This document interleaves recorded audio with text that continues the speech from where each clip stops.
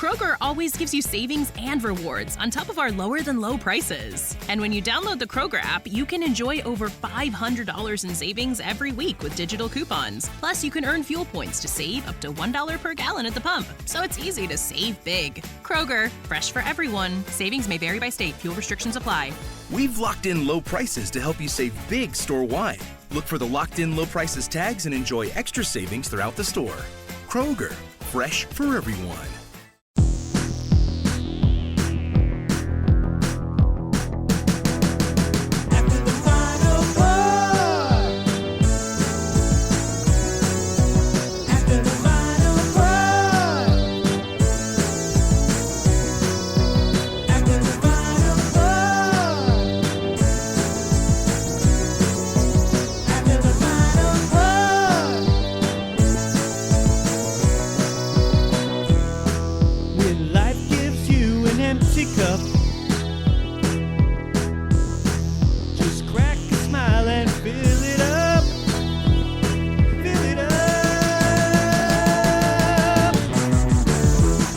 Welcome to the Malting Minis, brought to you by the Malting Hour. I am one of your hosts, Tony Golick. You know what? Fuck this. Welcome to After the Final Pour for 2024. This is the first After the Final Pour.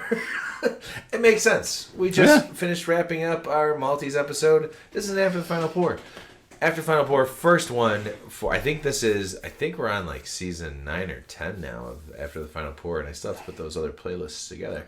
But this is After the Final Pour. This is our first and probably only alcohol-related episode for the year until January is over, because Brandon and I are digging deep into doing some dry January stuff. Brandon, hi, buddy. Hi. So that was a very long-winded intro. I just realized why are we doing a multi-minis when this is clearly an After the Final Pour?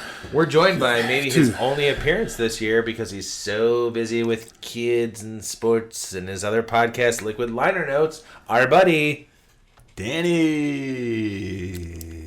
You give it like, I like how you like give it a shout out like it's an announcer, like announcing you like coming on the stage. Ladies and gentlemen, coming to the stage, Danny! Standing at 5'10". Hasn't drank a beer in 3 weeks and has been knocking back a few with us tonight. Yeah. You're holding up pretty well. Yeah, so let's go ahead. What are we drinking, Dan? Yeah, what are we drinking, Dan? All right, so Brandon wants to push this along. I'm just curious if Dan can read. Brandon was kind enough to open a barrel-aged henna from More. It is their double rainbow, Imperial Stout aged in bourbon barrels. Rainbow. What does it mean? And with strawberries, vanilla, and chocolate, coming in at a whopping 15% alcohol. I'm doing what Raced Out from the Illinois Craft Beer Guild taught me, which is put my hand over the glass and swirl it around. And then give it a, ooh, hello. Then give it a whiff. When I was pouring this, the strawberry was like jumping out of I'm getting strawberry on the nose right there. A little bit of chocolate. Strawberry, chocolate, and like then vanilla in the taste is like... The chocolate is like brownie chocolate right now in the aroma. Yeah, no, I can agree with that.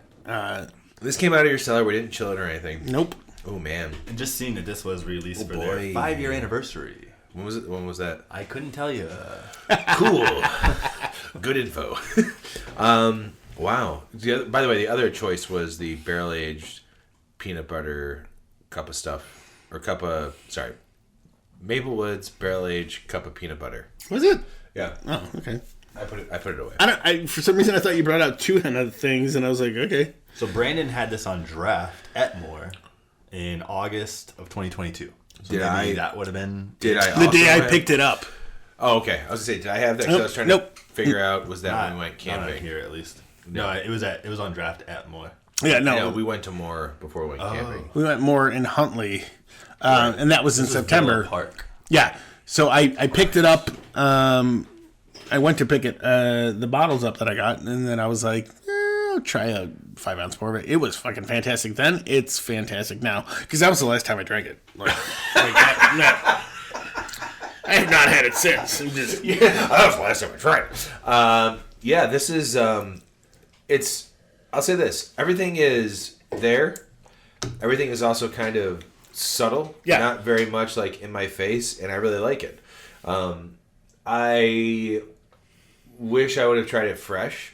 Yeah. Because I'm wondering if everything else, the way that things are being represented here now, I'm sure they were probably a little bit more pronounced. And I think that it's probably still a good representation of that beer.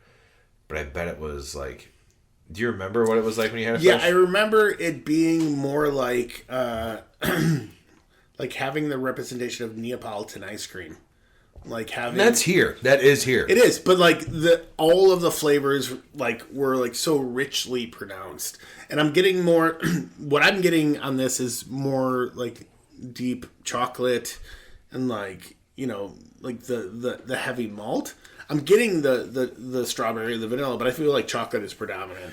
I get Dan, I'm not going to let you talk. There's a bitterness in this beer that is almost like a dark chocolate to me.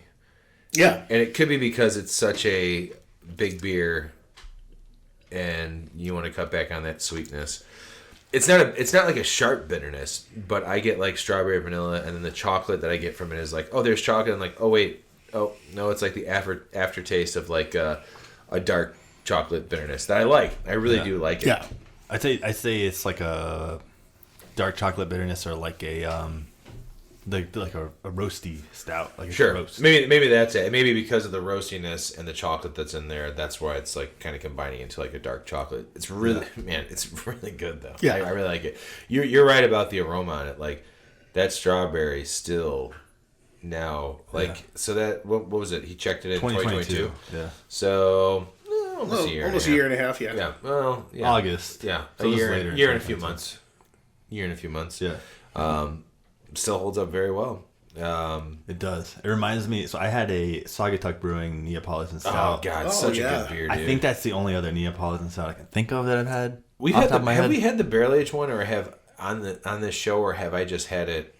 I don't off think the we had show? on the show. I don't remember, but I know that like blew my mind when I first had. I that think we've beer. talked about it too. Yeah, because this is really good too, Yeah. and it's so thick. Yes, it pours like motor oil. And it's dark like motor oil. Yeah. Staining the glass. Yeah, that's my Very oily. It's one of my like favorite things about like big stouts like this, where it's like when you pour it and it's like, there you go, give it the Ray Stout swirl, man. It really does Open it up. It makes a difference because you're trapping all the aromas in there. Yeah, it does. I mean, that's why they say that like a take-you or a snifter is so good because it like holds that in there.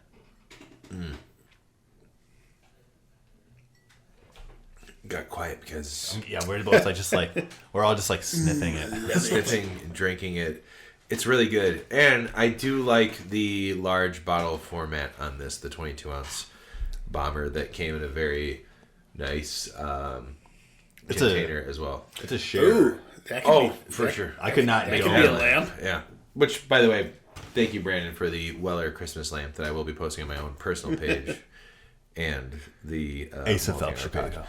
Ace of Chicago. Find me there. It's totally cool. Making new music. Coming out soon. This year. Yeah, 2024. it's Crazy. Don't worry about it. I slaved Amp away making you a lamp, you know, for Christmas.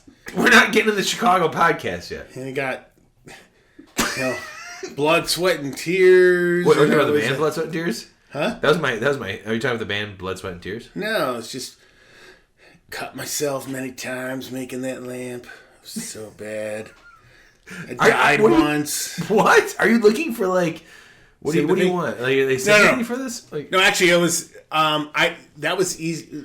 Wait, real quick. I'm not like taking away from the gift. That was the first time like I successfully like one shot did the hole in the glass, and I was like, woo.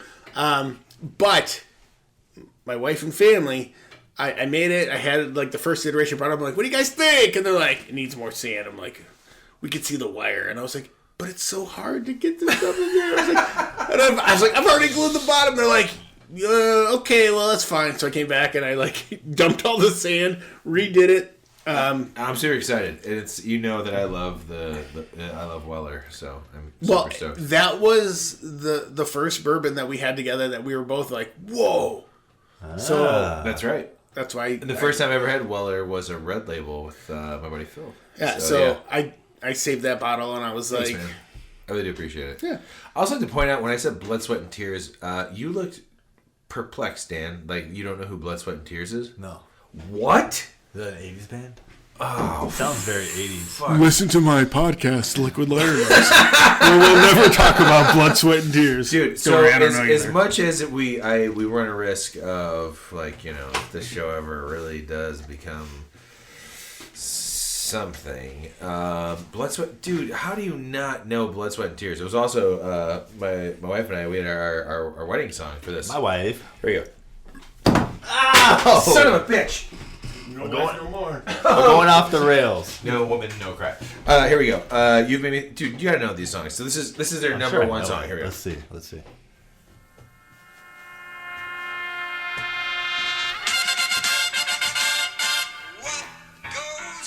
Oh yeah.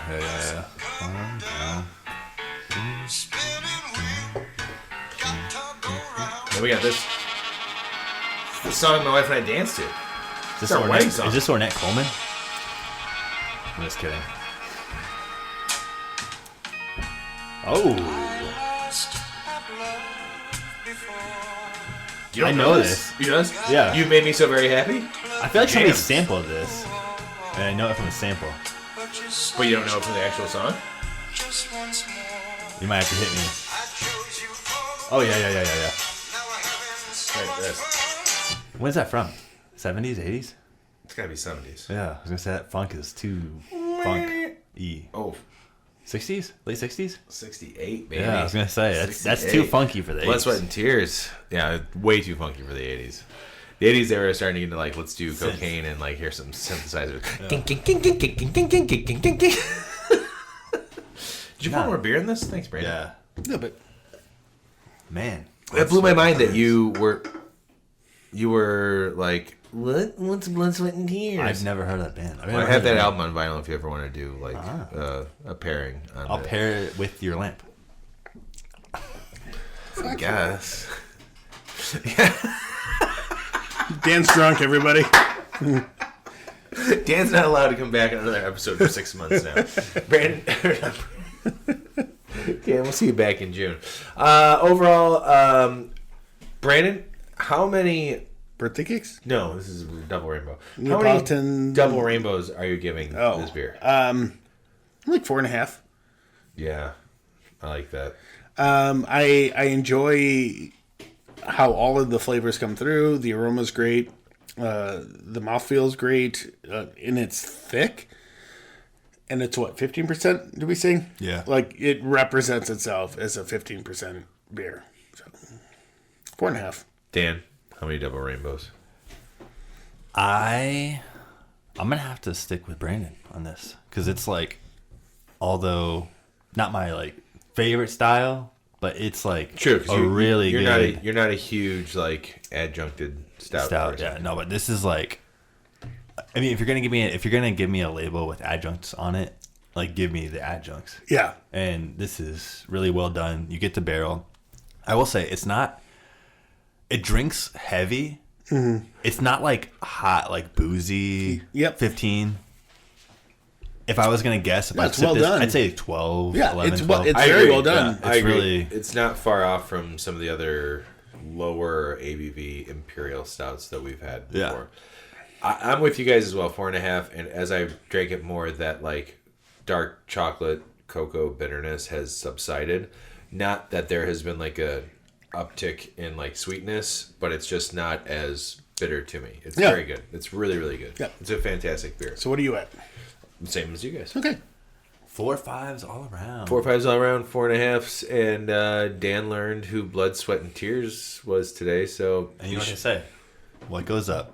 must come down. Be sure to listen to his podcast, Liquid Liner Notes, because this guy knows everything about music except for the late '60s, apparently. JK, it's a good website. It's a good podcast. Definitely listen to the one where I'm on it. You should. It's episode 3. 3. It's a big deal. What's your high? Do you know what you like? How many streams you have yet? The first one's the number 1. Oh, it's Rachel. What the fuck? Yeah, I know. Like, Well, what I would mean- be the number 1. Yeah, I had like family listening to that one, so. They stopped listening after that. Yeah, That's maybe. how it happens, man. That's how No, it happens. actually, I got an email saying I got 100. I passed 100 listens, which is kind of cool. For one episode. No. Like total. Oh, in general. Out of the 4 I've released. Oh, out of 4. That's pretty good. Yeah. That's I mean, I good. made 113 and I've released 4.